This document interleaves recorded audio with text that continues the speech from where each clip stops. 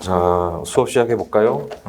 오늘은 최근 판례를 좀 정리할 건데 페이지는 한 40페이지, 45페이지, 44페이지까지인데 뭐 여러분이 대부분 다 아시는 판례들이어서 간단하게 이제 중요한 포인트 위주로 결국 뭐 우리가 시험장에서 뭐 모르는 판례가 나오지는 않을 거고요. 다만 이제 뭐 그러니까 다른 사람하고 다 똑같은 이제 입장에서 경쟁하는 건데 판례들도 이제 포인트들이 있고 그다음에 출제자들이 보고 싶은 내용들이 있잖아요. 그러니까 그런 내용들을 적재적소에 서술을 하는 게 중요하죠. 그래서 이제 뭐 남들은 모르는데 나만 아는 판례 뭐 이런 것들은 시험에 나올 수는 없는 거고 뭐 요즘에 뭐 정보들이 다 노출된 상태에서 그런 것들은 뭐 의미가 없고 뭐 누구나 다 아는 판례지만 출제자의 출제 의도에 정확하게 부합하는 요지들을 답안지에 현출하는 게 중요하잖아요. 이제 그런 것들 위주로 강조를 해서 말씀드릴 테니까 그렇게 좀 보시고 그다음 뭐 질문이 있으시거나 나중에 뭐 복습하시다가 그 의문이 나시면은 그 마지막 페이지에 제 연락처나 뭐 이런 것들 써놨으니까 그쪽을 통해서 뭐 질문하시든가 그렇게 좀 활용을 하세요. 뭐 대부분 아시는 내용들이라서 간단하게 결론 위주로 한번 보죠. 1페이지부터 보시면은 첫 번째 판례는 뭐 기피와 관련해서 이제 기피를 받아준 판례가 이제 거의 없었는데 최근에 뭐 하나 나왔죠. 그 뭐 삼성 사건에 관련해서 뭐 뉴스에서 나왔던 판례여서 사실관계는 잘 아실 텐데 뭐 출제 가능성이 그렇게 높지는 않죠. 다만 이제 기피는 이제 그 신의치과 관련해서 뭐 속건의 남용 이런 것들 관련해서 45조 연결해서 나올 수 있죠. 그랬을 때 이제 기피 사유가 있으면은 뭐 이제 신의칙 위반이 아닌데 기피 사유가 없을 때는 뭐 신의칙 위반이 될 수 있겠죠. 45조 위반도 되고 45조로 간이각하도 할 수 있고 그럴 때 기준이 되는 거니까 그 밑줄 친 부분만 보면 되죠. 그래서 법관이 불공정한 재판할 수 있다는 의심할 만한 객관적 사정이 있고 그 다음에 이런 객관적 사정이 있어야 되기 때문에 주관적 우려나 추측을 넘어서 합리적인 것이라 인정될 때 그때 이제 불공정한 재판할 우려가 있다 이런 거죠. 그러니까 항상 우리가 답안지에 써야 되는 것은 판례가 서술하는 그 일반 법리잖아요. 그러니까 일반 법리를 서술해야 되는데 이걸 외우지 않으면 여러분들이 그냥 일상 용어를 쓴단 말이에요. 그러면은 득점을 받을 수가 없는 거예요. 그러니까 시험 보고 나서 뭐 어떤 판례를 이제 뭐 같이 공부하는 사람들끼리 그 판례를 썼냐라고 하면 다 썼다고 얘기하지만 그게 이제 질적인 차이가 난단 말이에요. 그러니까 정확하게 판례 요지를 지금부터 이제 시험이 얼마 안 남았으니까 뭐 지금부터는 그동안에 암기하셨던 판례 요지들 중에서 그 이제 키워드 자체를 그러니까 판례가 쓰는 단어 자체를 써야 돼요. 그걸 여러분들이 자기 용어로 바꿔가지고 쓰면 안 되잖아요. 그러니까 이제 그 판례를 외우실 때 뭐 이 판례는 그렇게 중요한 건 아니지만 객관적 사정, 주관적 우려나 추측을 넘어서 합리적 이제 이런 판례가 쓰는 문장 자체를 자꾸 외우셔야 돼요. 그걸 그대로 써야 되고. 그 다음에 이제 마지막 밑줄 친 부분에 평균적 일반인을 기준으로 판단하는 거죠. 그런 객관적 사정이 있다면 실제로 존재하지 아니하거나 공정한 재판할 수 있는 경우라도 기피 사유가 인정됐다. 기피가 인정될 수 있다 이거죠. 그런 사안들이 이제 최근에서 판례에서 문제가 됐던 거니까 뭐 중요도는 떨어지지만 그 정도만 기억해 두시면 되겠고. 그다음에 이제 행정소송, 민사소송의 문제인데 이제 그 같은 취지의 판례들이에요. 그러니까 아래서 두 번째 판결에 보면 행정소송으로 제기될 사건을 민사소송으로 잘못 제기했을 때 그럼 이제 우리나라 같은 경우는 지금 서울은 행정법원이 따로 있죠. 근데 서울을 제외하고는 나머지는 뭐예요? 그 본원에서 뭐 행정부, 가사부, 민사부 이렇게 이제 부가 나눠지는 거잖아요. 그래서 수서법원이 항고소송의 관할도 동시에 갖고 있다면 서울행정법원 제외하고는 다 이제 그 본원에서 하는 거니까 그렇다면은 이제 뭐예요? 그 결국은 그때는 이제 그 사건을 재배당을 해야 되겠죠. 따라서 전심 절차를 거치지 않거나 제소기간 도가 등으로 소송 요건을 갖추지 못했음이 명백해서 그럼 어떻게 돼요? 항고소송 제기해봤자 각하되잖아요. 그거는 바로 밑에 판례 나와요. 근데 그런 경우가 아니라면 원고로 하여금 소변경을 시켜야 된다는 거죠. 그래서 뭐 성명권 행사해야 된다. 그러니까 법원은 어떤 조치를 취해야 되느냐 뭐 이런 형태의 문제들이 나오잖아요. 최근에도 그랬고 그럴 때 뭐 성명권 행사해야 된다. 뭐 성명 의무가 있다. 뭐 이 정도 쓰는 문제로 나올 수 있겠죠. 그 다음에 그 밑에 그 1페이지 마지막 판결에 보면 이제 원고가 고의 중과실 없이 민사소송으로 잘못 제기했을 때 이제 똑같은 얘기죠. 행정소송 관할도 동시에 갖고 있다면은 심리 판단. 그러니까 이제 성명권 행사해가지고 바꿔라라고 한 다음에 이제 재배당하면 되는데 근데 행정소송 관할 갖고 있지 않다면 관할법원에 이송. 서울 같은 경우 행정법원으로 이송을 해야 된다는 거예요. 근데 문제는 이제 제소기간이 이미 도가 됐다는 거예요. 그래서 2페이지 가셔가지고 이미 행정소송에 뭐 제소기간 도과됐거나 처분이 존재하지 아니한 상태에 있는 등의 행정소송의 요건을 거절하고 있음이 명백하다. 그럴 때는 그때는 뭐 바로 각하하면 된다 이거죠. 그리고 그 두 판례 묶어가지고 그냥 간단하게 알아두시면 되겠고. 그 다음에 이 페이지의 첫 번째 그 18년도 판례는 좀 의미가 있죠. 그래서 이제 39조의 이제 즉시항고의 문제잖아요. 그래서 갑이 을을 상대로 이제 A 법원에 소재기를 했다. 근데 보통 이제 관할 위반에 따른 이송 신청은 보통 피고가 하죠. 원고는 자기가 소재기를 한 거니까 이제 원고가 자기가 소재기해놓고 관할 위반이다 이렇게 다투는 경우는 거의 없을 테니까 을이 이제 관할 위반이라는 이유로 이제 관할 위반이니까 이송해 주세요라고 이송 신청을 할 거란 말이죠. 그래서 법원이 이제 이송 신청에 대해서 기각 결정을 하더라도 이거에 대해서 이제 을은 뭐예요? 즉시 항고를 못 하잖아요. 그래서 우리 판례에 따르면은 이제 신청권 자체가 없기 때문에 즉시 항고를 할 수 없죠. 그래서 즉시 항고할 수 없다. 이건 뭐 다 아시는 건데 문제는 관할 위반에 따른 이송 신청을 했더니 법원이 이제 이송 결정을 했다. 그래서 이송 결정을 했을 때 갑은 뭐예요? 갑은 즉시 항고할 수 있잖아요. 얘는. 그래서 이송 결정에 대해 즉시 항고할 수 있죠. 그래서 항고심에서 뭐예요? 이송 결정이 위법하다고 해서 이제 1심의 결정을 취소를 했단 말이죠. 그랬을 때 을이 이거에 대해서 이제 재항고할 수 있느냐? 안 된다라는 게 판례죠. 어차피 신청권 자체가 없기 때문에 즉시 항고나 재항고는 할 수 없다. 그게 뭐 최근 판례 얘기인 거죠. 자, 그래서 그 판례를 보면 이제 재판 관할권 여부는 직권조사 사항으로서 관할에 속하지 아니하면 인정할 때는 직권 이송 결정하는 거고 이송 신청권 없다는 게 판례 확고한 입장이죠. 따라서 관할 위반을 이유로 이송 신청한 경우라도 직권 발동 조건밖에 없다는 거 잘 아시는 거고. 그래서 법원이 당사자 신청에 따른 직권 발동으로 이송 결정을 했다는 거죠. 그래서 이송 신청했더니 법원이 보니까 잘못했다라고 이송 결정을 했을 때는 당연히 갑 측에서 즉시 항고를 하겠죠. 그러나 당사자에게 이송 신청권 인정되지 않기 때문에 즉시 항고심에서 이송 결정 취소됐더라도 신청인 을의 재항고는 안 된다라는 판례죠. 뭐 결론 잘 아실 거고. 그래서 그거는 뭐 출제 가능성이 좀 있죠. 이송과 관련해서. 그 다음에 이제 그 아래 그 4월달 판결에 보면 이제 24조의 문제도 뭐 그 종호 펴놓고 나와서 관할 그 주어진 다음에 충분히 출제가 가능한 부분인데 그 첫 번째 줄에 민소법 24조 2항 사망과 관련 특히 이제 사망이 뭐예요? 사망이 선택적 중복 관할 인정한 거죠. 그래서 2항은 전속 관할이잖아요.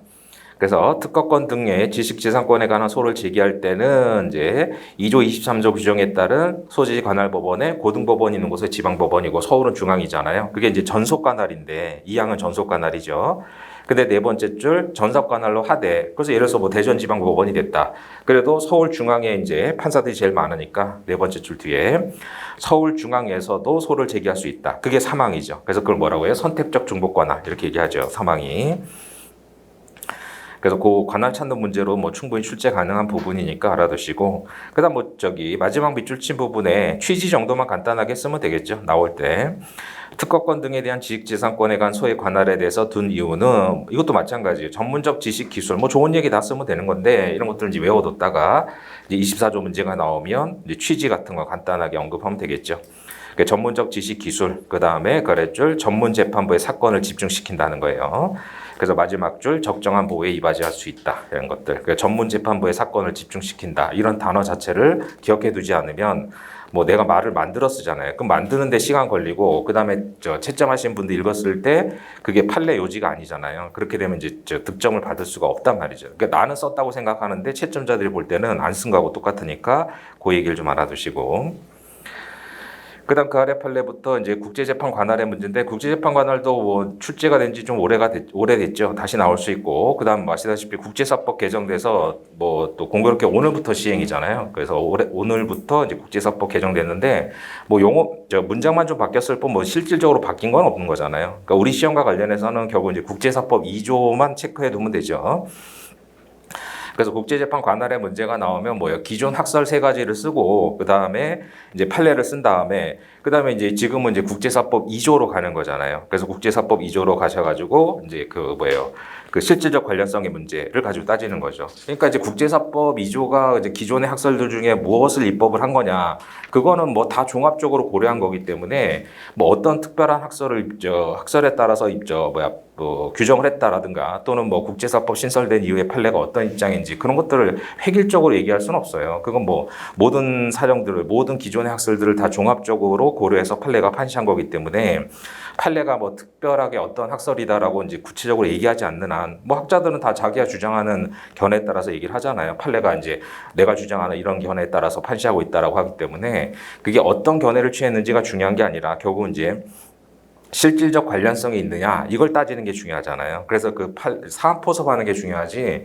이제 국제사법 신설된 이후에 우리 판례, 그다음 국제사법이 어떤 입장이냐 그건 중요한 게 아니에요. 그러니까 거기서 힘 뺄 필요는 없고, 그래서 기존의 학설 쓴 다음에 판례 쓰고 그다음 국제사법 2조, 그건 뭐 법조문에 있으니까 펴놓고 이제 쓰면 되는 거죠. 그리고 이제 주어진 사실관계 가지고 사안 포섭하는 게 더 중요해요. 자, 그래서 밑줄치 부분에 가서 보면 국제재판 관할권을 판단할 때 이제 국내법의 관할 규정을 가장 기본적인 판단 기준, 그 국내법의 관할 규정이 기본적 판단 기준이죠. 그 다음에 그 아래줄 뒤에 국제재판 관할 배분의 이념에 부합하도록 합리적으로 수정할 수 있다. 그러니까 이제 국내법 관할 규정을 기준으로 하고 이제 배분 이념에 부합하도록 수정할 수 있다. 이런 얘기잖아요. 그 다음에 이거는 뭐 이제 가사 사건인데, 뭐 가사 사건은 뭐 저기 시험에 나오지는 않을 거고, 넘어가서 3페이지 보면 결국 이제 조문상으로도 뭐 실질적 관련성이잖아요. 이제 그런 얘기를 검토하면 되는 거고, 그다음 밑줄 친 부분에 피고가 적법하게 송달받고 적극적 응소했다면 긍정적 고려할 수 있다. 그러니까 이제 응소가 됐다면 고려가 될 수 있다. 이런 것들을 기준으로 해가지고 사안에서 응소했다라고 나오면 이런 판례 쓰면서 사안 포섭이 더 중요하죠. 결론 맺는 게. 그 다음에 이제 그 아래 3월달 판결도 마찬가지로 실질적 관련성, 이게 키워드잖아요. 그래서 그러면 밑줄 친 부분에 이런 개념을 외워둬야죠. 대한민국 법원이 재판 관할권 행사하는 것을 정당할 정도로 당사자 분쟁이 된 사안과 관련성이 있다. 이게 이제 실질적 관련성이라 이렇게 해서 이제 개념 정의를 쓴 다음에 그다음 사안 포섭의 문제인 거죠. 주어진 사실관계 가지고. 그래서 위에서 보셨던 응소했다면은 긍정적 고려 요소가 된다고 판례가 판시했는데 본사안에서 응소했으므로 뭐 이런 식으로 그렇게 사안 포섭하는 게 더 중요한 거죠. 그 다음에 그 판결지 2번에 밑줄 친 그 각주 1번 붙어 있는 그 판례도 마찬가지 문장이잖아요. 그래서 특수성을 고려하여 국제재판 관할 배분의 이념에 부합하도록 수정. 그래서 이제 국내 토지 관할 규정을 기준으로 하고 이제 이념에 부합하도록 수정할 수 있다. 그게 이제 기본적인 모습인 거죠. 그래서 이제 그 각주 1번에서도 뭐 같은 취지잖아요. 밑줄 친 부분에 원고에게 피고 주소지 법원에 소재기하는 것이, 그러니까 원칙적으로 피고 주소지가 보통 재판적이잖아요. 그래서 이제 원고가 자기가 이제 소재기를 해서 공격하는 거니까 피고 주소지 관할을 보통 재판적으로 하고 있죠.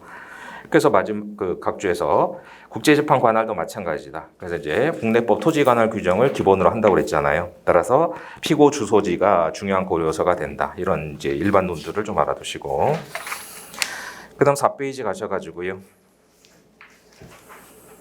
4페이지에 그 다음에 그 메뉴에 그 각주 3번 붙어 있는 예측 가능성은 이제 법정지 법원의 소가 제기되는 것에 대해서 합리적 예견 가능성이 있다면 이제 그걸 기준으로 판단하는 거죠. 그래서 합리적으로 예견할 수 있는지 그걸 키워드로 외워두시면 되겠고, 따라서 법인인 피고가 대한민국의 주된 사무소 영업소를 두고 활동할 때는 그럼 재산도 거기 있을 거 아니에요. 따라서 대한민국 법원에 피고를 상대로 재산 소송이 제기될 것을 예측할 수 있다. 그래서 이제 그 국제재판 관할을 인정할 수 있다. 이렇게 가는 거죠. 그래서 이제 그 각주 2번도 같은 취지 얘기죠. 각주 2번도. 그래서 밑줄 친 부분에 각주에서 피고 재산이 대한민국 내에 있다면은 결국은 이제 승소 판결 받아서 강제 집행하는 게 목적이니까 대한민국 법원의 국제재판 관할권을 인정할 수 있다라는 거고, 그러나 우연히 대한민국에 있는 경우까지 무조건 인정한다는 것은 불이익이 발생할 수 있다는 거죠. 그래서 이제 우연히 있는 경우에 있어서는 따라서 뒤에 나오잖아요. 그래서 피고 재산과 관련이 없는 경우에 있어서는 이제 그런 뭐 실효성 등을 고려하여 판단해 봐야 된다라는 얘기죠. 그런 것들 가지고 사안포섭의 문제니까 이거는 뭐 판례와 국제사법이 어떤 입장이냐가 중요한 게 아니라 다 종합적으로 고려한 거잖아요. 그러니까 이제 지금 읽었던 부분들 위주로 해서 사안포섭의 문제가 더 중요한 사실관계로 나올 수 있으니까 그렇게만 좀 정리하시면 되겠고, 그다음 각주 3번도 예측할 수 있다. 뭐 그 얘기가 나온 거죠. 같은 취지의 판례들이고 뭐 최근에 또 판례가 많이 나왔고 또 국제사법도 개정돼도 봤자 뭐 그 내용 자체가 변경된 건 아니니까 그래서 이제 개정법 자체만 알아두시면 되겠고, 그래서 이제 국제재판 관할도 그 출제가 된 지 좀 됐으니까 다시 한번 나올 수 있죠. 국제사법 개정도 됐고. 관련해서 217조 간접적 국제재판 관할의 문제도 이제 뒤에 뭐 판례도 있지만 그런 것도 같이 좀 알아두시고. 자, 그다음 당사자로 가셔가지고는 당사자 사망은 뭐 많이 출제가 됐었는데 그 첫 번째 판결에 보면 소재기 당시 이미 사망한 당사자와 상속인, 그래서 뭐예요? 자녀가 자기 부모가 이미 사망했는데 부모 지분하고 자기 지분을 기준으로 해가지고 청구를 한 거죠. 그래서 공동 원고로 표시된 손배 소송이 제기됐을 때 이미 사망자 명의에 제기된 부분은 부족법 각하돼야 된다는 거죠. 근데 이제 상속인이 뭘 주장한 거예요? 소의 제기로서 상속인이 고유 손배 청구권뿐만 아니라 자신의 상속분에 대해서까지 함께 권리 행사한 것이다라고 주장했는데 판례가 그걸 배척한 거죠. 그래서 이제 돌아가신 부모님하고 자기 지분, 그래서 공동 소유로서 지분을 가지고 각각 청구를 했는데 이미 피상속인이 사망한 사안이기 때문에 그 부분은 무조건 각하돼야 된다. 그런 얘기가 나온 거고. 그래서 제소 전에 원고 측 사망의 사안인 거죠. 그래서 나머지 부분들은 뭐 많이 출제가 됐었고. 그 다음에 그 아래 그 비법인 사단 재단과 관련해서는 밑줄 친 부분에 대표자나 관리인이 있을 때 당사자 능력이 이제 인정이 되죠. 그래서 특히 이제 그 용어 자체를 정확하게 써야 되잖아요. 당사자 파트는 확정, 능력, 적격, 소송 능력, 변론 능력. 그래서 그 주소를 잘 파악해가지고 이게 이제 비법인 사단 재단은 당사자 능력의 문제잖아요. 가끔 보면은 신경을 안 쓰면 막 당사자 능력 대신에 뭐 적격 뭐 이런 얘기로 이제 혼용했으니까 잘못 쓰는 부분들이 있으니까 그런 것들 좀 조심하시고. 그다음 판결지 이번에 요양원이나 요양센터는 시설물의 명칭이잖아요. 그렇기 때문에 비법인 사단 재단이 아니죠. 그래서 당사자 능력이 없다는 거고. 물론 우리 판례는 이제 당사자 능력이 없는 자를 능력자로 바꾸는 것을 뭐 표시 정정을 허용해 주죠. 그런 것들로 연결해서 나올 수 있으니까 같이 좀 봐두시고. 자, 5페이지 가셔가지고. 이제 우리 민소법상에서 뭐예요? 법인과 비법인 사단은 당사자 능력이 있지만 소송 무능력자 취급을 하죠. 우리 민소법상 당사자 능력은 있지만 소송 무능력자 취급하죠. 그래서 그 5페이지 첫 번째 판결에 보면 대표자가 없거나 대표권을 행사할 수 없을 때 뭐 불성실 등등일 때는 뭐예요? 네 번째 줄 64조가 준용하는 62조에 따라 특별 대리인을 선임할 수 있죠. 그래서 이제 밑줄 친 부분에 특별 대리인은 대표자와 동일한 권한을 갖는다. 그래서 일체 소송을 할 수 있기 때문에 뭐 이제 특별한 사정이 없는 한 대표해가지고 상소 제기, 상소 취하권 다 있다 이거죠. 그래서 뭐 특별 대리인 그 밑줄 친 부분만 체크하시면 되겠고 64조가 준용하는 62조. 그다음 그 아래 뭐 학교는 시설물의 명칭 아까 뭐 4페이지 마지막에 있는 거하고 똑같은 거고. 그 다음에 그 아래 판결도 뭐 기존 일반 법리죠. 대표자 자격이 없는 대표자 간 소송 행위를 무권 대표. 그래서 이제 무권 대표 추이는 소고표가 있고 상고심의 할 수 있다 잘 아실 거고. 그 다음에 그 아래 그 20년도 판결에 보면 신급 대리 원칙이죠. 그래서 소송 대리인이 상소 제기에 관한 특별 권한을 따로 받았다면 상소장 제출 권한 의무가 있기 때문에 상소장에 인지를 붙이지 아니한 흠이 있다면 보정 명령 내릴 수 있죠. 법원은. 그래서 소송 대리인에게 보정 명할 수 있다는 거예요. 그래서 이제 그 보정하지 아니하면 이제 각하 명령 내리겠죠. 그랬을 때 그게 적법하다라는 거죠. 반드시 본인에게 이제 그 보정 명령 내리지 않아도 된다. 그런 의미로 나올 수 있는 것들이죠. 그러니까 그러니까 당사자는 뭐예요? 상소장 자체에 대해서, 그러니까 상소 첫 번째 줄 뒤에 상소 제기에 관한, 그러니까 이제 사례 풀 때 잘 봐야죠. 그러니까 상소심 전체에 대해서 수권한 건지 상소 제기에 대해서 수권한 건지 잘 봐야죠. 그러니까 여기는 뭐예요? 상소장 내는 것까지만 권한을 부여한 거잖아요. 그러니까 이제 원고가 뭐라고 한 거예요? 그러니까 본인이 나는 이 변호사한테 상소장 제출에 대해서만 권한을 부여했기 때문에 상소장 낸 이후에는 나한테 보정명령 내려야지 왜 변호사한테 보정명령 내리고 보정하지 않았다고 해서 각하명령 내리느냐라고 다퉜는데 판례가 이제 상소 제기에 관한 특별수권이 있기 때문에 이제 인지를 보충하지 않았다면은 소송 대리인에게 보정명령 내릴 수 있다 이거죠. 그러니까 보통 이제 변호사가 뭐예요? 자기가 이제 상소 제기에 관한 수권만 받았으니까 상소장 내놓고는 신경을 안 쓴 거죠. 그러니까 신경 안 쓰고 있어서 보정 명령 왔는데 이제 뭐 그 보정 안 한 상태에서 각하가 됐겠죠. 각하 명령이 났겠죠. 그래서 이제 당사자가 다퉜는데 대법원은 이제 뭐예요? 그 보정 명령의 상대방이 될 수 있다. 소송 대리인이. 그래서 상소 제기 특별 수권이 있으면은 인지 보정 명령의 상대방이 될 수 있다. 뭐 그 정도 보시면 되겠고.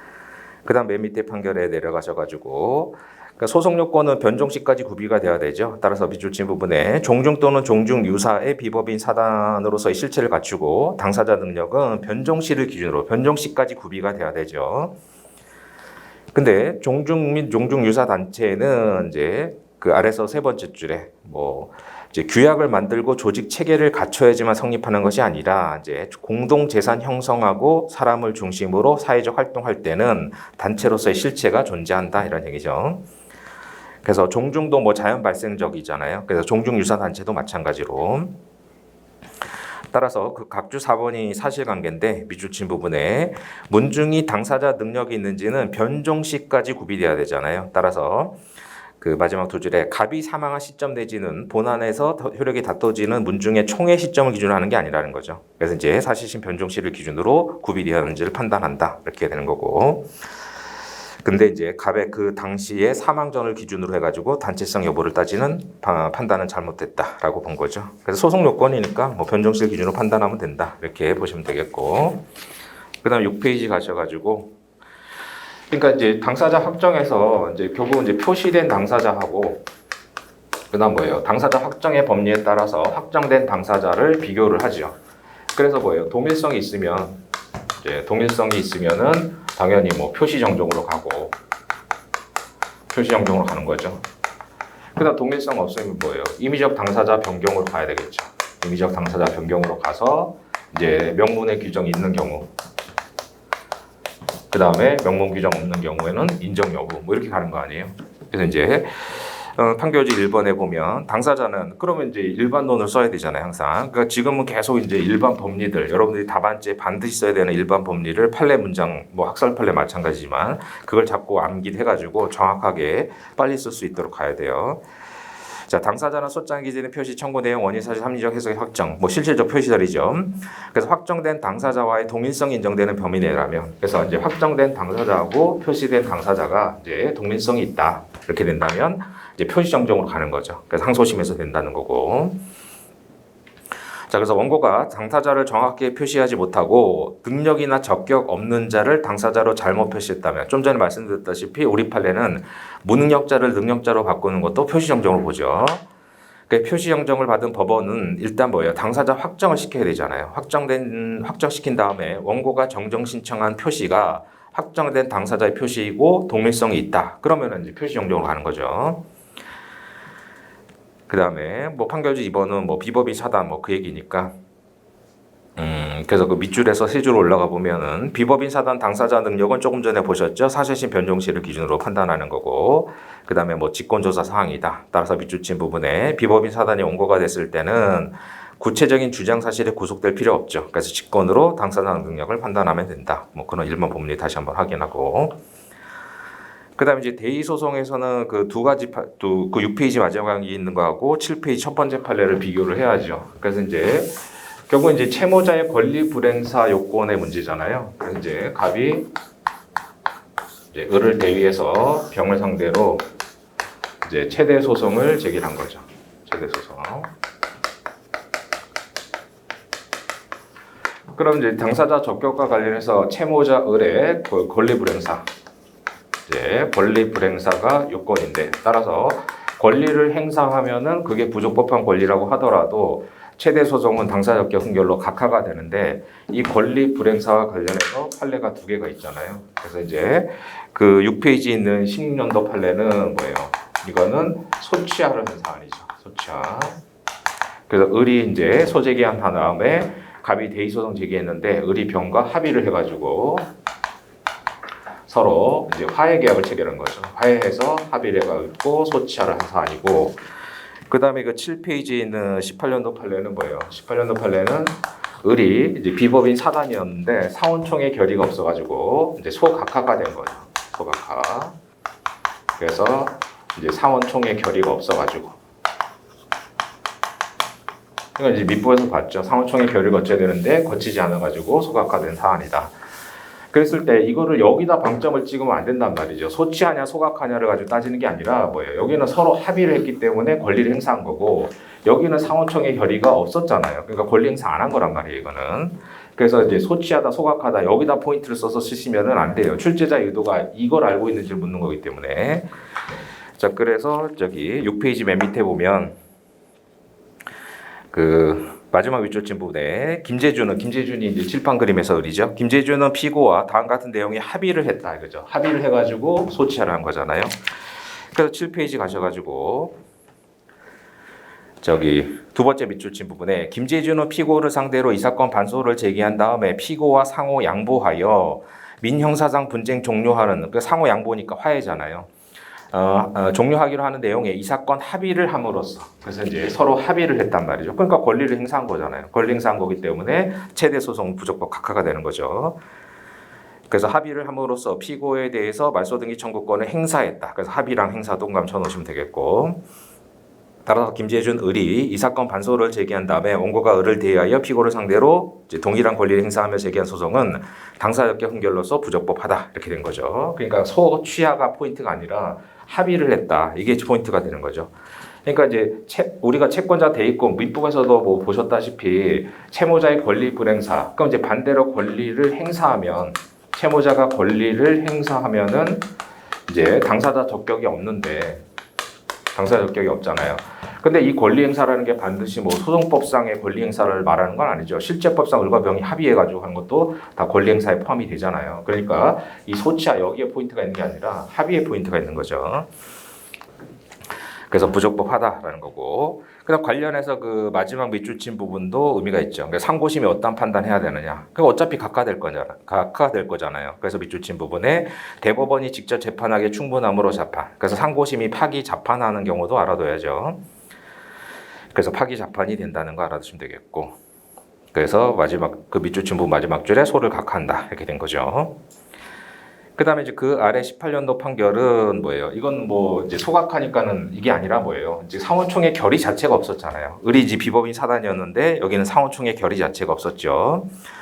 그래서 밑줄 친 부분에 비법인 사단이 채무자 을 명의로 제3채무자 병을 상대로 제기한 소가 제기되었으나 상원총회 결의 없이 총회 소송이 제기됐다는 이유로 각하 판결받고 확정됐을 때는 상원총회 결의가 없었잖아요. 그러니까 을은 권리 행사를 안 한 거죠.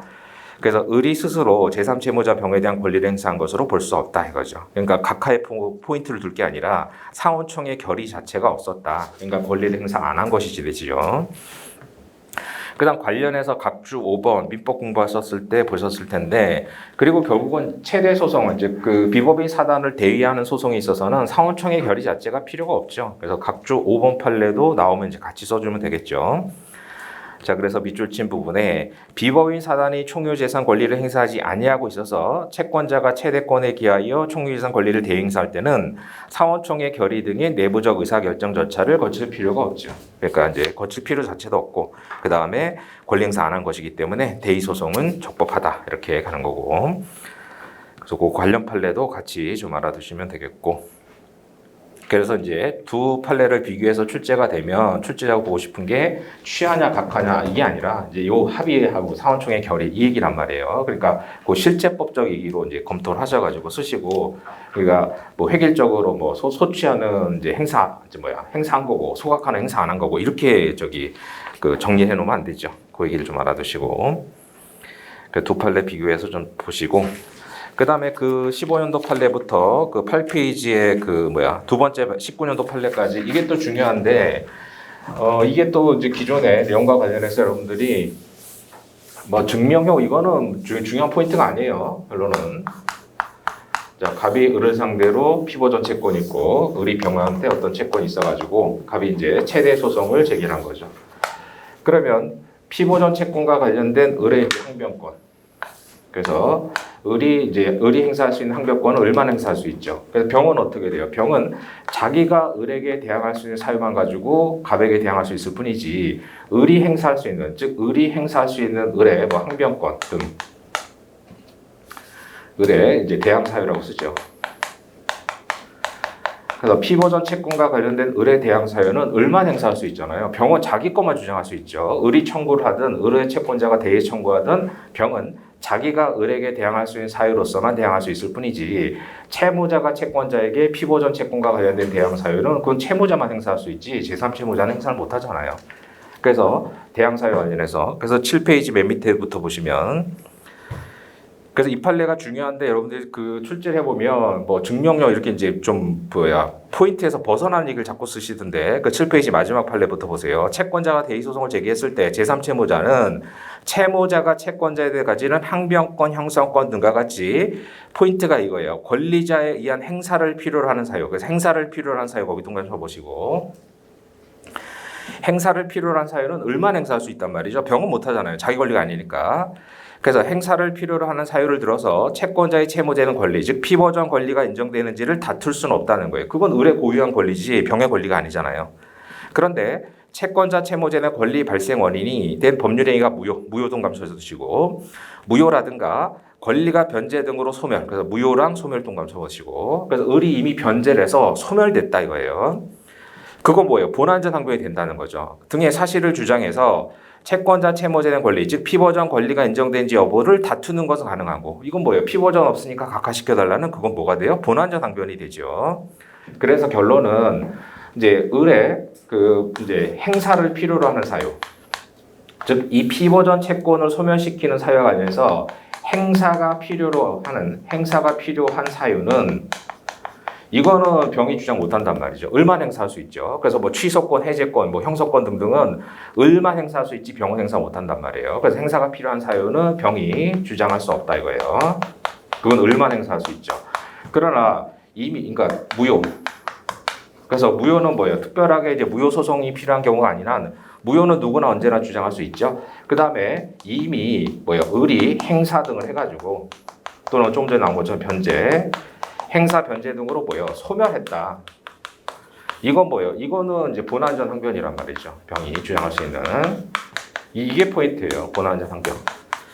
피보전 없으니까 각하시켜달라. 그러니까 을이 이미 변제했습니다. 또는 을이 뭐 취소권, 해제권 행사를 했는데요. 등등을 해가지고 갑의 피보전 채권 없으니까 각하시켜주세요. 이건 본안전 항변을 할 수 있단 말이에요. 그러니까 두 가지를 잘 구별해야 돼요. 을이 행사를 필요로 하는 사유는 을이 행사 안 하면 병은 원용 못하죠. 그래서 밑보에서 보시면 뭐예요? 소시 완성도 마찬가지잖아요. 그래서 이게 이제 소멸시효 완성이 됐다. 예를 들어서 소멸시효 완성됐을 때 우리 판례는 소시 원용을 행사해야 되잖아요. 그러면 이제 병은 뭐예요? 밑보에서 이거 많이 나왔잖아요. 그래서 피보전 채권의 소멸시효 완성됐을 때 제3채무자, 대의권 취소권 비교해서 뭐 객관식에서도 많이 나왔었죠. 그래서 이제 피보전 채권이 소멸시효 완성됐을 때 을은 당연히 원유권자가 되죠. 그래서 이제 소멸시효로 인해서 이걸 얻으니까. 근데 병의 입장에서는 뭐예요? 갑이 없어도 을이 병을 상대로 청구할 수 있는 권리가 그대로 있기 때문에 피보전 채권이 소멸시효 완성된 거하고 병은 직접적 이해관계가 없어서 얘는 뭐예요? 원효권자가 아니잖아요. 얘는 소시 원효권자가 아니죠. 그런데 만약에 을이 원용을 했다. 을이 원용을 했다면 뭐예요? 이거는 피보전 채권이 소멸했으니까 병이 뭐예요? 그 을의 원용 사실을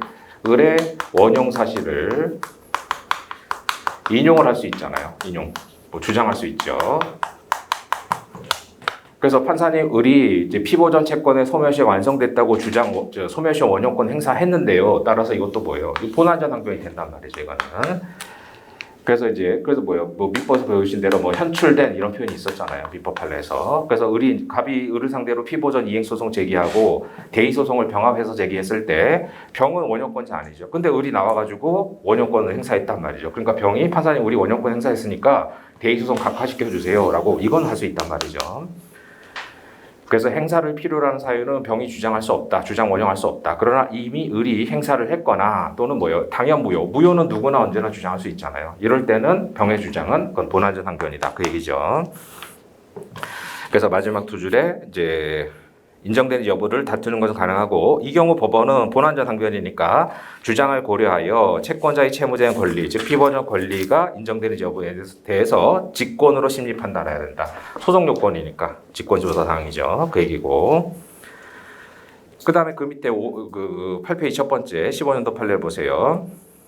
자, 그러면은 이제 다시 이쪽으로 오셔가지고 그래서 갑이 을을 상대로 뭐예요? 이행소송에서 이제 승소확정 판결을 먼저 받은 거죠. 승소확정 판결. 그래서 승소확정 판결을 받고 뭐예요? 을을 대위해서 최대 소송을 제기한 거죠. 최대 소송. 그러면 이제 피보전에 대한 승소확정 판결의 기판력은 갑과 을 사이에서 발생하죠. 그래서 기판력은 당연히 을과 갑 사이에서 발생하지만 기판력이 병한테 미치는 건 아니잖아요. 병한테는. 자, 그래서 채권자 대의권 행사함에 있어서 채권자가 채무자를 상대로 피보전 청구권에 관한 이행소송 제기에 승소 판결받고 확정되면 그 뭐예요? 기판력은 갑과 을 사이에서 당연히 발생하지만 병한테는 기판력이 미치는 게 아니잖아요. 미칠 이유가 없잖아요. 피보전에 대한 승소 판결이 병한테 기판력이 미치는 건 아니죠. 근데 판례는 뭐라고 그랬어요? 제3채무자는 청구권의 존재를 다툴 수 없다고 보는 것이 원칙이다. 그래서 그건 왜 그래요? 기판력 때문에 그런 게 아닌 거죠. 그래서 병한테 기판력이 미치는 건 절대로 아니고, 근데 병은 왜 못 다퉈요? 그러니까 다툴 수 없다. 다툴 수 없다는 건 좀 전에 보신 대로 쉽게 표현하면 뭐예요? 을이 주장할 수 있는 사유도 병은 주장 못하는데 을이 기판력 받아서 주장 못하면 을이 주장 못하잖아요. 을이 주장 못하는 사유는 병은 당연히 주장 못하죠. 그렇게 설명할 수도 있고 그 다음에 민법에서 배우신 대로 뭐예요? 피보전 채권은 채무자한테만 주장할 수 있으면 되는 거지 제3채무자한테까지 대항할 것이 요건이 아니잖아요. 민법에서 오신 대로. 그러니까 피보전은 말 그대로 채무자한테만 주장할 수 있으면 되는 거지 피보전 채권 자체가 제3채무자한테까지 대항할 것이 요건이 아니죠. 그러니까 을한테 이겨가지고 을한테 주장할 수 있으면 병은 다툴 수 없단 말이에요. 근데 이제 기판력 때문에 다툴 수 없는 건 절대로 아니죠. 병한테 기판력이 미치는 게 아니니까.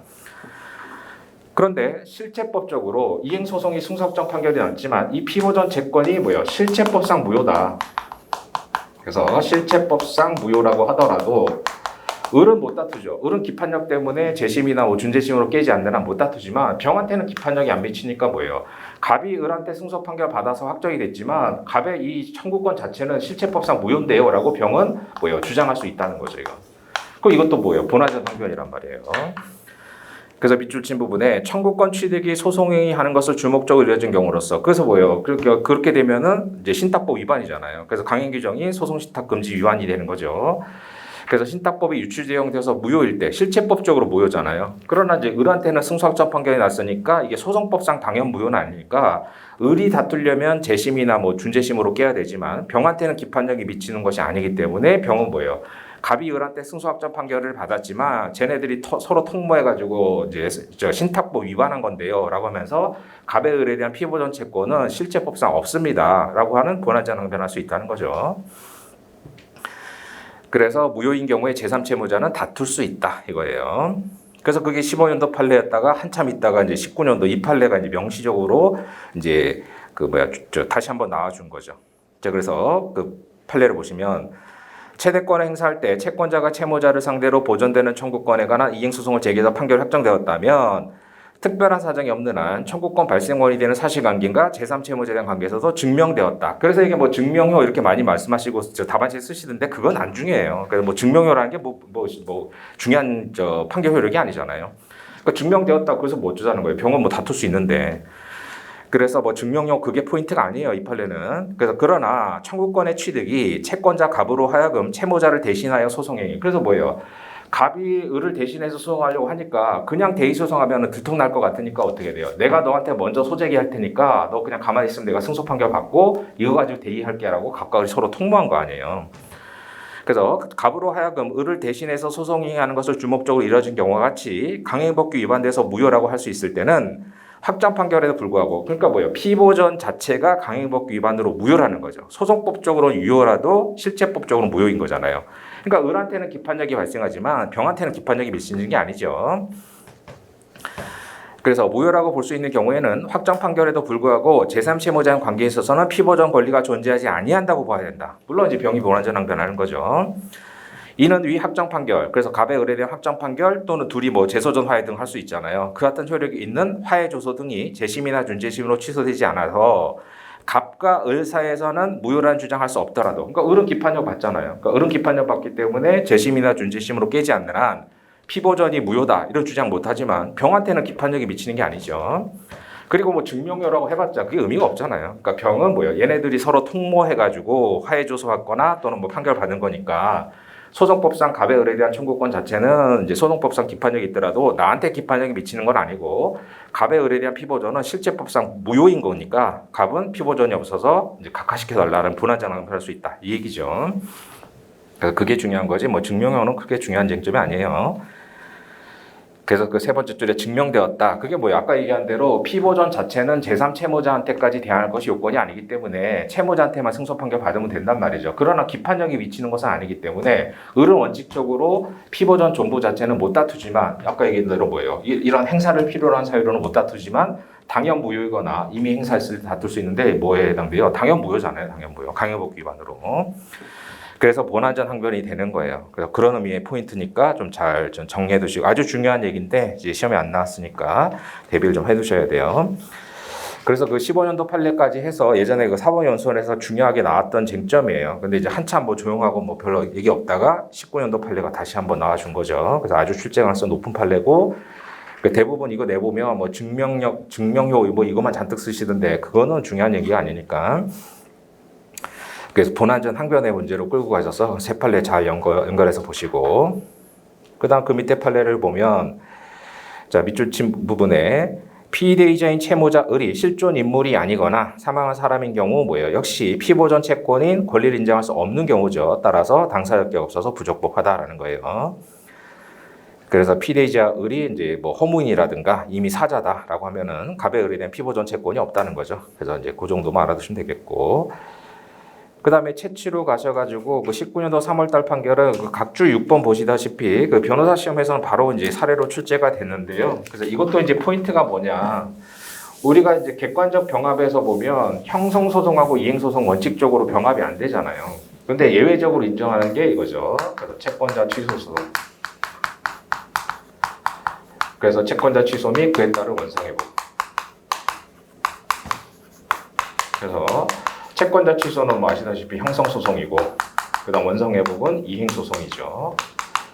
그럼 이제 청구의 병합에서 배우신 대로 원칙적으로 형성소송과 이행소송은 병합이 안 되는데 뭐예요? 예외적으로 병합이 되죠. 이거는.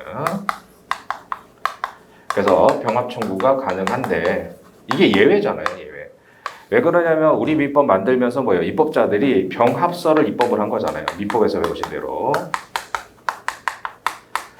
그러니까 이제 채권자 취소권을 어떻게 이론 구성할 거냐. 그래서 입법자들이 여러 가지 입법 내용 중에서 뭐예요? 병합서를 입법을 한 거잖아요. 그래서 채권자 취소 및 원상회복을 뭐예요? 병합해서 한꺼번에 제기할 수 있죠. 그래서 이게 예외 정리인 거잖아요. 예외. 그래서 이제 입법자들이 정해줘서 할 수 있죠. 그래서 똑같은 사유가 이제 뭐 이혼 소송 및 이혼에 따른 재산 분할인데 뭐 이혼 재산 분할 이런 게 변리사 시험에 나오진 않을 테니까 요걸 알고 있으면 되죠. 그러니까 이제 왜 원칙적으로 병합이 안 되냐면 형성 판결은 뭐예요? 확정시 효력이 발생하잖아요. 그래서 확정시 효력이 발생을 하죠.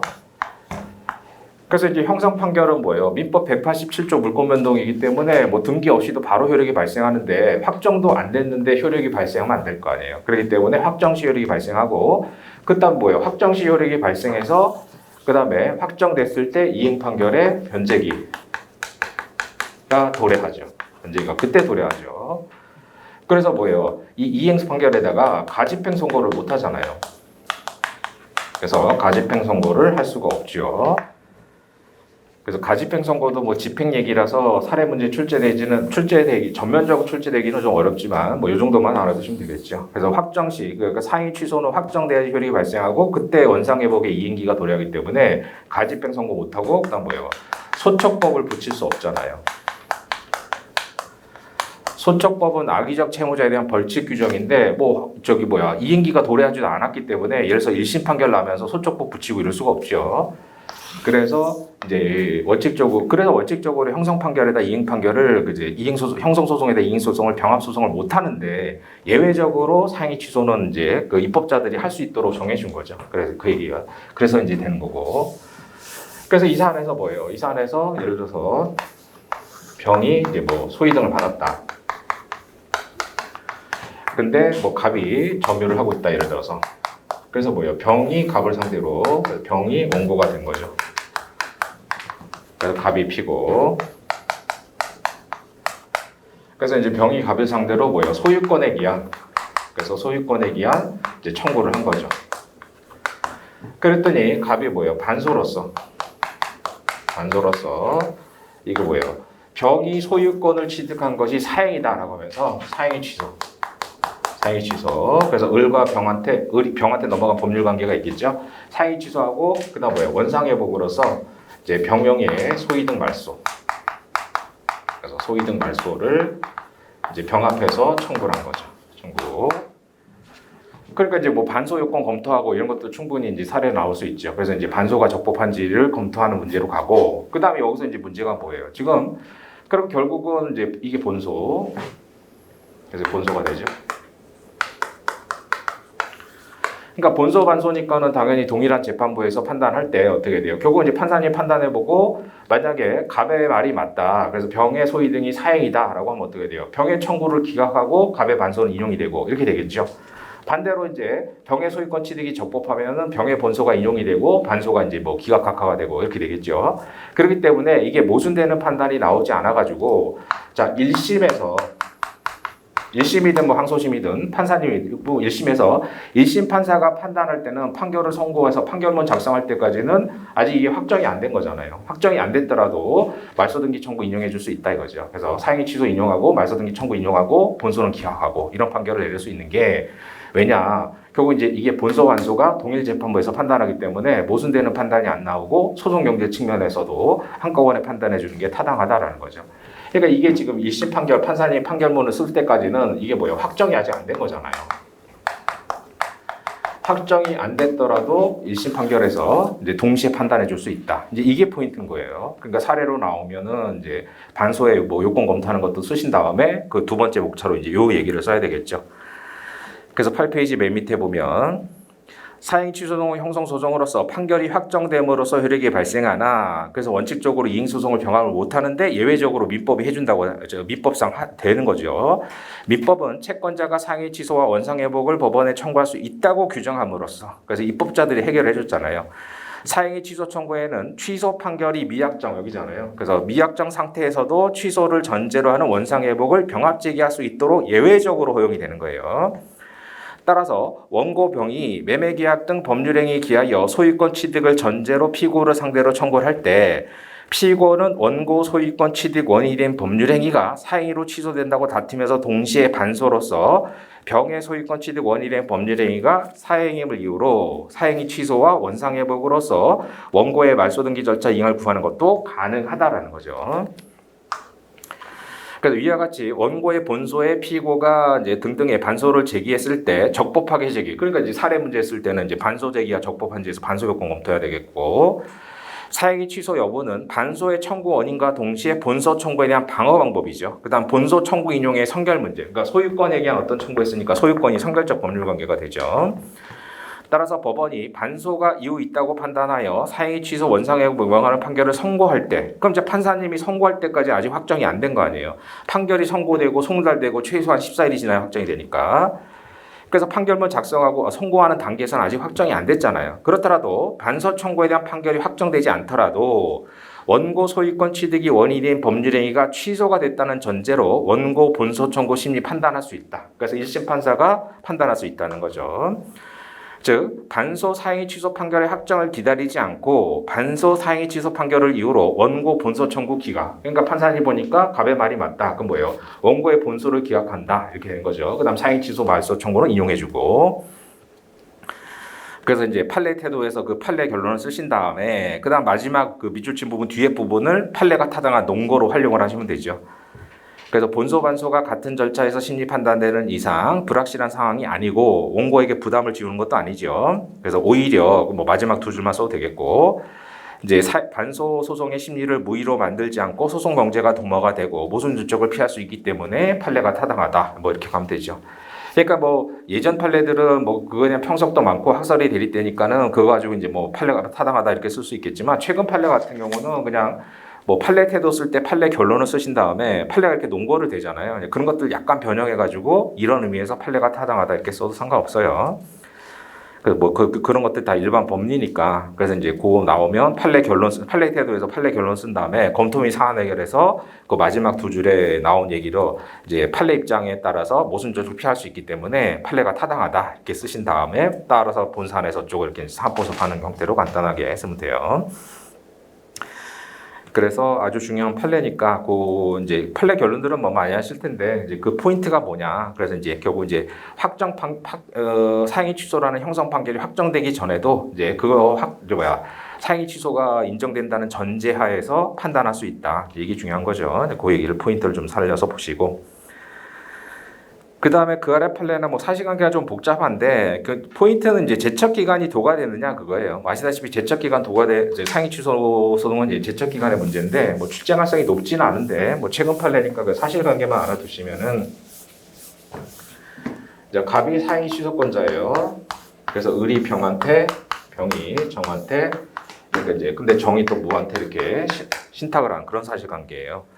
자, 그래서 판결지 2번을 먼저 보실까요? 채권자 갑이 채무자 을, 수익자 병. 그래서 병이 이제 수익자. 그 다음에 정이 전득자. 근데 정이 또 무에게 신탁한 사안인데요. 수익자 병, 전득자 정, 전득자 무 회사를 상대로 사행 취소 소송을 제기하면서 청구 취지로서, 그러니까 누구를 피고로 하든 항상 취소되는 사행위는 채무자와 수익자 사이 법률행위잖아요. 이게 사행인 거죠. 사행이라는 게 채무자의 책임재산에서 일탈할 행위니까 전득자를 상대로 하더라도 취소되는 사행위는 항상 채무자와 수익자 사이 법률행위죠. 그래서 청구 취지로 을과 병, 병과 정 사이의 각각 매매계약. 그래서 을과 병, 병과 정 요거죠. 그 다음에 정과 무 회사의 신탁계약. 요거 이제 신탁계약. 요 세 가지를 주장한 거죠. 그래서 각각 취소하고 이에 따라 이루어진 1, 2, 3차 소위 등. 그래서 이게 1차, 2차, 3차 이렇게 된 거잖아요. 소위 등의 말소 절차 이행하라고 청구했다는 거예요. 그 다음에 주소 보정 명령 불이행으로 병에 대한 소장 각하 명령. 그래서 병한테는 이제 소장 각하 명령이 났고,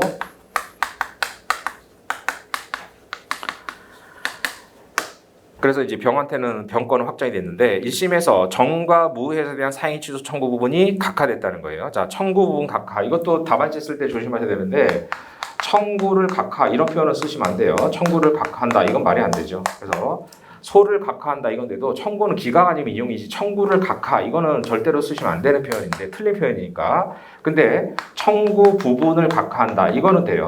청구 부분을 각하한다. 이 표현을 쓸 수 있는데 청구를 각하한다 이건 굉장히 그 실무가들이 싫어하는 표현이니까 그거 조심하시고. 청구는 인용 아니면 기각이 청구가 각하되는 게 아니잖아요. 그래서 이제 근데 청구 부분이 각하 이건 쓸 수 있어요. 그래서 사행위 취소 청구 부분이 각하되니까 갑이 항소한 다음에 항소심에서 을과 병 사이의 매매 계약을 취소하고 정과 무는 2차, 3차 말소 절차를 이행하라고 항소 취지를 변경했다는 거예요. 그랬을 때 이게 이제 제척 기간이 도과되느냐 이게 문제가 된 건데 소장 기재 청구 취지에 전득자들인 정과 무에 대한 관계에 있어서 을병 사이의 취소 청구가 포함되어 있다. 아까 최초의 청구 취지에 포함되어 있었잖아요. 그리고 병에 대한 소장 각하됐더라도 마찬가지고 항소 취지 변경한 것은 종전 청구 취지 범위 안에서 명확하게 해준 거잖아요. 그래서 을병 사이의 취소를 구하는 부분은 그대로 유지하고 나머지 취소를 구하는 부분을 취하한 거. 그래서 이제 병에 대한 부분을 취하하고 이렇게 된 거니까 이제 항소심에서 청구 취지를 변경했을 때 정무와 무를 상대로 을병 사이의 취소를 구하는 소를 제기했다고 보기 어렵다. 그러니까 그렇게 보면 제척기간 도과된 거니까. 따라서 밑줄 친 부분에 정무 회사에 대한 소 중 을병 사이의 취소를 구한 부분은 제척기간 지난 것이 아니다라는 것이에요. 그래서 사례로 뭐 출제되긴 좀 어려운 부분인데 뭐 사실 혹시나 모르니까 사실관계 좀 알아두시고 그래서 그 사실관계는 한번 사실관계 어차피 변형하실 테니까 그래서 이제 판결지 1번에 그 일반론은 알아두면 되죠. 수익자 전득자를 공동 피고로 채취 소송을 제기하면서 그러니까 이런 경우는 다 소위등이 된 거잖아요 지금. 그래서 소위등이 됐으니까 어떻게 돼요? 얘네들 전부 피고로 삼아서 전부 다 말소 청구를 해야지 을한테 등기가 복귀가 되겠죠. 그래서 말소 청구 이렇게 청구한 거잖아요. 그래서 채취 소송을 제기하면서 청구 취지로 채무자 수익자 사이 상해 취소 청구를 구하는 취지를 명시했을 때, 그러니까 병정부 누구를 피고로 하든 취소되는 사행위는 을과 병 사이 법률행위잖아요. 그래서 전득자에 대한 관계에 있어서 채무자와 수익자 사이 상해 취소하면서 행사한 것으로 봐야 된다. 그러니까 적법한 소재기라는 거죠. 따라서 사행위 취소를 구하는 취지를 수익자에 대한 청구 취지와 전득자에 대한 청구 취지로 분리해서 기재를 안 했다고 하더라도 취소 구하는 취지가 수익자에 대한 청구로 한정되느냐? 그렇지 않다는 거죠.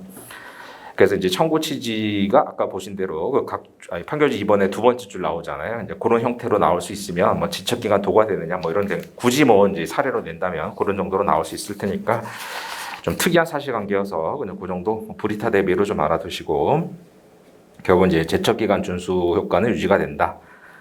그다음 장랭이 소화에서 미청필 잘 아실 테니까요. 그래서 밑줄 친 부분 9페이지 맨 밑에부터 장래 채무의 이행기가 도래할 예정이어도 그래서 이제 자주 나왔던 얘기죠. 10페이지 첫 번째 줄에 체불 사유가 언제까지 존속할 것인지가 불확실하여 변종 당시 확정적으로 예상할 수 없다면은 이제 장래행 판결할 수 없다. 그래서 이제 주로 문제 그게 이제 일반론으로 알아두시고 그래서 뭐 원고의 소유권 상실일 또는 피고의 점유 종료일 뭐 이런 거 많이 나오잖아요. 그래서 뭐 1990년까지 또는 뭐 피고가 매수할 때까지 이런 얘기들이 그 기준이 지금 보신 대로 그 10페이지 맨 위에 밑줄 친 부분이잖아요. 변종 당시 확정적으로 예상할 수 없다면은 미청필이 없어서 장래행 명확 판결할 수 없다. 이게 이제 기준인 거죠. 그러다가 이제 최근에 그 두 번째 판례를 보면 그래서 결국은 원고의 소유권 상실일 이거는 이제 바람직하지 않다라고 했잖아요. 근데 쓰지 말라는 거죠. 그래서 원고의 소유권 상실일 또는 피고의 점유 종료일 중 먼저 도래하는 날까지 보통 이렇게 많이 청구를 했었죠. 근데 우리 판례가 최근에 소유권 상실일까지라는 표현은 바람직하지 않다. 그래서 이제 이유를 세 가지 냈으니까 그 중에 이제 하나 정도만 한 두 개 정도 외워가지고 하나는 판례 쓸 때 쓰고 하나는 판례가 타당하다는 논거로 써도 되겠죠. 그래서 동그라미 1번 원고의 소유권 상실일 이건 수소법원이 판단해야지 집행법원 이런 거 판단 못하죠. 그래서 집행본 부여기간 등등에 맡길 수 없고 수소법원이 판단할 사항인 소유권 변동 여부를 다른 기관 판단 그러니까 이제 집행법원 그러니까 집행기관이 집행법원도 있고 집행관도 있단 말이에요. 그러니까 소유권을 상실했는지는 실체 판단이기 때문에 수소법원이 판단해야 되는데 다른 집행기관의 판단에 맡기는 주문 형태이기 때문에 바람직하지 않다는 거고 그다음 원고의 소유권 상실일까지란 기자는 집행력에 영향을 미칠 수 없다. 그러니까 설사 원고가 소유권을 상실했더라도 그건 피고 즉 채무자가 청구이 소송으로 다퉈야지 소유권을 상실했다고 해서 기판력 집행력이 바로 소멸하는 건 아니잖아요.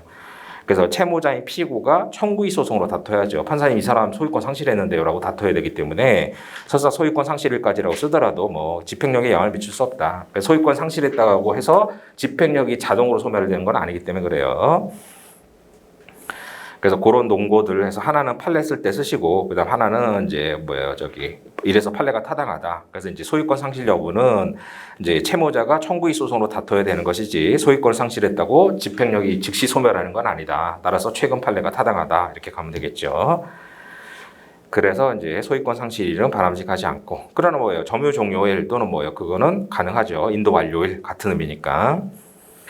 그래서 이제 이 배경이 왜 그랬냐면 그 각주 7번에 제가 써놓은 대로 이게 대부분 99% 판례 사안들이 다 도로잖아요. 그 2019년도 이 판례도 도로 사안이었죠. 그러니까 도로는 각주 7번에 제가 써놓은 대로 도로법상 강제 집행이 안 돼요. 그러니까 이거는 예외적인 판례란 말이죠. 그러니까 보통 우리가 이제 여러분들 민법에서도 많이 봤던 갑이 토지 소유자인데 을이 이제 예를 들어서 건물을 소유하면서 무단으로 점유를 한다. 무단 점유를 한다. 그래서 을이 예를 들어서 2020년 1월 1일부터 점유를 개시했다. 예를 들어서. 근데 점유했을 때부터 악의의 무단이었다. 그럼 이제 갑이 을을 상대로 건물을 철거하고 토지를 인도해라라고 한 다음에 그 다음에 피고인 원고에게 2020년 1월 1일부터 주로 종기를 인도 완료일까지 이렇게 하잖아요. 인도 완료일까지. 인도 완료일까지 매월 얼마 비율의 금원을 지급하라 이렇게 청구를 한단 말이죠. 그러니까 대부분 이제 거의 99% 사안에서는 이렇게 이제 도로가 아닌 일반적인 토지들의 경우에는 인도 완료일까지라고 하더라도 종기가 불분명하지가 않단 말이죠. 왜냐하면 갑이 승소 판결 받으면 강제 집행할 거 아니에요. 그래서 갑이 이제 승소 판결 받아놓고 그냥 마냥 쳐다보고만 있는 게 아니라 강제 집행했기 때문에 인도 완료일이라는 게 명백하게 이제 확정이 될 수 있지요. 그래서 일반적인 민법에서 배우셨던 사례들 같은 경우들처럼 그냥 일반적인 도로가 아닌 일반적인 토지일 때는 그냥 인도 완료일까지예요. 인도 완료. 이런 사안들이 거의 99%죠. 99% 사안들이죠, 대부분. 근데 예외적으로 도로는 각주 7번 보시다시피 도로는 강제 집행을 할 수가 없어요. 지금 도로는 사람들이 도로를 쓰고 있는데 그걸 자기 땅이라고 해서 강제 집행해서 막아버리고 이러면 안 되잖아요. 그래서 각주 7번에 보면 도로를 구성하는 등등에 대해서는 사권을 행사할 수 없다. 결국은 이제 강제 집행 못 한다는 거예요. 그러나 소유권 이전, 사고 파는 건 상관없잖아요. 그다음 저당권 설정해가지고 돈 못 갚으면 경매되면 그것도 소유권이 넘어가는 거니까 소유권 이전의 경우에는 가능하지만 강제 집행으로 해서 뭐 이제 인도 집행을 하고 이럴 수가 없어요. 그러니까 도로 같은 경우에는 이제 인도 완료일까지 이렇게 못 쓰잖아요. 그러니까 원고의 소유권 상실일, 뭐 피고의 점유 종료일 중 먼저 도래한 날까지, 그다음 여러분들 저 민소에서 봐셨던 뭐 90년까지 또는 뭐 매수할 때까지 이런 얘기 자꾸 하잖아요. 그랬는데 소유권 상실일은 바람직하지 않다. 그러나 뭐예요? 점유 종료일, 인도 완료일은 같은 의미니까 점유 종료일에 쓸 수 있다라고 하죠. 그래서 이제 그게 배격이니까 이제 그런 식으로 도로가 나오면은 소유권 상실은 타당하지 않고 이제 인도 완료일 또는 점유 종료일로 쓰면 된다. 이렇게 요즘은 뭐 이렇게 도로는 누가 써요? 다 지방자치단체가 점유할 거 아니에요. 그래서 개인 땅을 무단으로 뭐 지방자치단체가 점유할 때는 판결 받으면 요즘은 뭐 저기 지방자치단체가 알아서 이제 해결을 해주기 때문에 판결만 받으면은 이제 해결이 될 수 있단 말이죠. 그래서 이제 그런 배경들을 판단해가지고 판례가 법리적으로 소유권 상실은 타당하지 않은 거 아니에요. 그러니까 바람직하지 않다. 소유권 상실에 쓰지 마라. 이런 취지라고 알아두시면 되겠고. 최근에 뭐 장래의 소와 관련된 것도 뭐 판결 주문하면서 뭐 어떤 판결 해야 되느냐 뭐 그런 식으로 한번 나왔죠. 근데 이런 식으로 다시 한번 나올 수 있으니까 좀 알아두시면 되겠고. 그래서 그것도 뭐 도로법상의 얘기니까 그건 뭐 참고 삼아 알아두시고, 이제 도로가 아닌 사안에서는 그냥 일반적으로 인도 완료일 뭐 이렇게 쓰는 게 이제 일반적인 얘기들이니까 그 정도로만 봐두시면 돼요. 1시간 지났으니까 자 10분만 쉬었다가 계속하겠습니다.